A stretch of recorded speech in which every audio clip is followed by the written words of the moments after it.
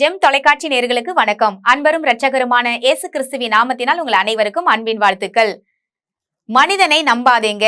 அதற்கான ஒரு வேத வசனம் சங்கீதம் 146 3வது வசனம். பிரபுகளையும் ரட்சிக்க திராணி இல்லாத மனுபுத்திரனையும் நம்பாதேயுங்கள்.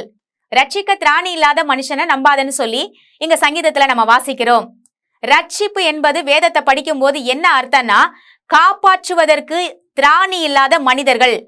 ஒரு மனுஷனை பார்த்து இவங்க நம்மளை காப்பாத்திடுவாங்க, அவங்க நம்மளை காப்பாத்திடுவாங்க, இவங்க நம்மளை தூக்கி விட்டுருவாங்க, பாருங்க நம்ம விழுந்துட்டோம், இவங்களாலதான் நம்ம தூக்கி விட்டு எழுந்து இனிமேட்டுக்கு நம்ம வாழ போறோம்னு சொல்லி ஒருவேளை நினைச்சுக்கிட்டு இருக்கீங்களா?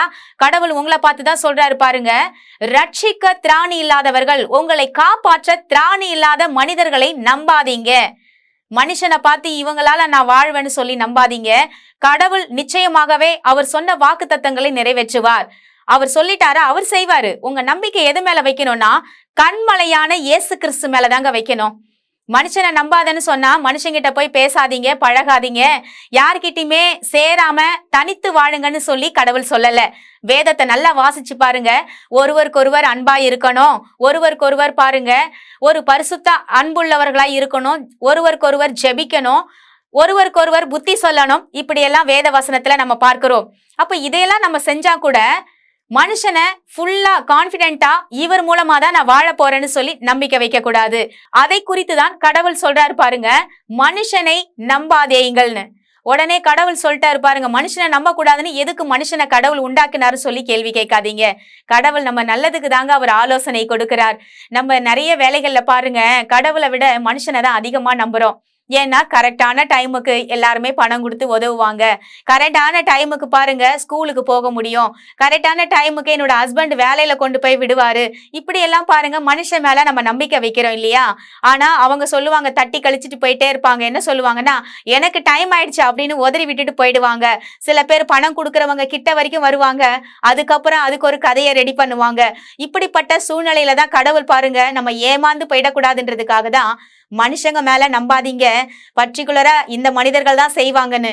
கடவுள் மீது வைக்கிற நம்பிக்கை தான் உங்க வாழ்க்கையில பெரிய வெற்றிக்குள்ள போக முடியும். ஆகையால் தான் பாருங்க, கண்மலையான இயேசு கிறிஸ்து மேல உங்க நம்பிக்கை இருக்கணும் இந்த நாட்கள்ல. ஏன்னா கடைசி காலத்துல வாழ்ற நம்ம அந்தி கிறிஸ்து வருகிற காலங்கள் என்று பேசிக்கிறாங்க. ஆனா அந்தி கிறிஸ்து வருவதற்கு முன்பதாகவே சின்ன சின்ன அந்தி கிறிஸ்துகள் இன்றைக்கும் இருக்கிறாங்க, சின்ன சின்ன கள்ள போதகர்கள் இருக்கிறாங்க. ஆனா இன்றைக்கு நாம் வாழக்கூடிய இந்த உலகத்துல அஸ்திபாரத்தை இயேசு கிறிஸ்து மேலதாங்க போடணும். மனுஷங்க மேல நம்பிட்டோன்னு வச்சுக்கோங்களேன், அவங்க நல்லவங்க இவங்க நல்லவங்கன்னு ஒரு நாள் வரும். அந்த நாட்கள் அவங்க சுயரூபம் தெரியும் பொழுது நிச்சயமாகவே வருத்தப்படுறது யாருன்னா, உண்மையான அன்பு வைத்து நம்பிக்கை வைக்கிற நீங்களும் நானாக தான் இருக்கணும். ஆகையால் தான் இயேசு கிறிஸ்து சொல்லுகிறார், யார் மேலையும் நீ நம்பிக்கை வைக்காத, இன்னைக்கு படைச்ச உன் தேவனாகிய கர்த்தர் மீது நீ நம்பிக்கை வை, அவர் மேல் பற்றுதலா இருப்பதே நலம். பற்றுதல்னா என்னங்க? அவர் தான் என் வாழ்க்கை, அவர் தான் என் தஞ்சம். சங்கீதம் பாருங்க, எழுதப்பட்ட அநேக காரியங்களை பார்க்கும் பொழுது தாவீது பாருங்க சொன்ன வார்த்தை, அவர் நீர் என் தஞ்சம், நீர் என் கோட்டை, நான் நம்பி இருக்கிறவர் என்று சொல்லுவேன். எனக்கு ரொம்ப ரொம்ப பிடிக்குங்க. ஏன்னா அவர் ஒவ்வொரு பிரச்சனையும் தாவீதோட வாழ்க்கையில ஒரே போராட்டமான ஒரு வாழ்க்கை.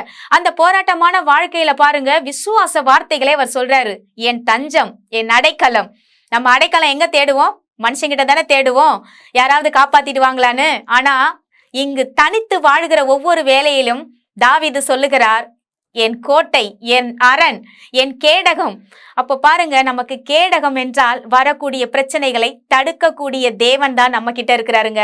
ஆகையால் தான் மனுஷனை நம்பாம கடவுள் மீது நம்ம நம்பிக்கை வைக்கும் போது நம்ம வாழ்க்கையில ஏமாற்றங்கள் ஏற்பட, அது சூழ்நிலையாக இருந்தாலும் அந்த ஏமாற்றங்கள் ஏற்படாமல் தடுத்து தேவன் நம்மை அதுல இருந்து தூக்கி விடுவாருங்க. கேடகம்னா என்ன? வரக்கூடிய போர்கள் சண்டைகளில் இருந்து தடுக்கக்கூடிய ஒரு ஆயுதம் தான் கேடகம். அப்படிப்பட்ட கேடகமாக இயேசு கிறிஸ்து நம் வாழ்க்கையில வேணுங்க. அதனாலதான் மனுஷனை நம்ப கூடாது, அவர் கோட்டையா இருக்கிறாரு. அந்த காலத்துல கோட்டை சுவர் எதற்காக?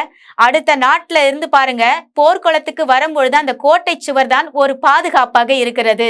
அதை தாண்டி உள்ள அந்த கோட்டை சுவரும் கதவுகளும் அடைக்கப்பட்ட பின்பு பாருங்க உள்ள பூந்து யாராலையும் வர முடியாது. ஆகையால் தான் அவர் கோட்டையாக இருக்கிறார் என்று தாவீது நன்கு அறிந்து கொண்டார். அவர் தஞ்சம். நம் தஞ்சம் எங்க வருவோம்? ஒரு அம்மா கிட்ட வருவோம் இல்லையா, தஞ்சம் போக என்ன பண்ணுவோம்னா அம்மா வீட்டுக்கு போவாங்க. நிறைய பெண்கள் பிரச்சனைனா அம்மா வீடு தான் எனக்கு தஞ்சம்னு சொல்லுவாங்க இல்லையா. அப்படிப்பட்ட ஒரு தஞ்சமாக தான் தேவன் ஒரு தாயாக அவர் இருக்கிறார். அப்படிப்பட்ட தஞ்சத்தை மனிதரிடத்துல தேடாதீங்க, கடவுளிடத்துல, இயேசு கிறிஸ்து இடத்துல நீங்க தேடி பாருங்க. அவரே நமக்கு தஞ்சமாக இருப்பார்.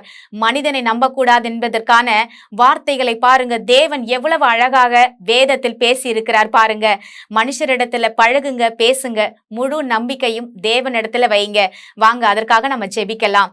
எங்கள் அன்பும் இரக்கமும் நிறைந்த நல்ல தகப்பனே, நாங்கள் ஆண்டவரே உம்முடைய நாமத்தினால் நாங்கள் உம்மண்டையில் வருகிறோம் சுவாமி.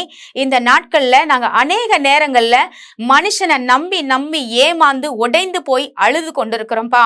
ஏன்னா இவங்க காப்பாத்துவாங்க, அவங்க காப்பாத்துவாங்க, இந்த சொந்தக்காரங்க எங்களை கைவிட மாட்டாங்க, எங்க மாமாவோ சித்தியோ பாட்டியோ எங்களை காப்பாத்துவாங்கன்னு சொல்லி அநேக நேரங்கள்ல கணவரை நம்பி அநேக பெண்கள் அழுது கொண்டிருக்காங்க. ஆனா என் தேவன் நீங்க சொல்றீங்கப்பா, எல்லாரும் இந்த உலகத்துல சூரியனுக்கு கீழே இருக்கிற அத்தனையுமே மாயை, இருந்தாலும் நீ அனுபவித்து சந்தோஷப்படுத்திக்கொள் என்று நீங்க சொல்றீங்க பிரசங்கிலப்பா.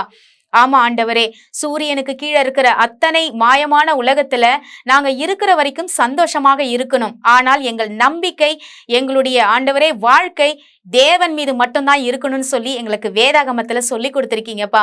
உங்களுடைய அன்பு எனக்கு பெரிதாக தோன்றுகிறதுப்பா. இந்த உலகத்துல, இந்த தொலைக்காட்சியில ஆண்டவரை எந்த மூலையில இருந்து பார்த்து கொண்டிருந்தாலும் என் தேவனே நீர் மாத்திரமே நம்பிக்கை உள்ளவர் என்று அவர்கள் அறியும்படிக்கு என் தேவன் அவருடைய வாழ்க்கையில பெரிய காரியங்களை செய்யுங்க. வரக்கூடிய எல்லா பிரச்சனையில இருந்தும் அவர்களை விடுதலையாக்கி அவர்கள் அந்த பிரச்சனையை மேற்கொள்ளுகிற தைரியத்தை என் தேவன் தருவீராக.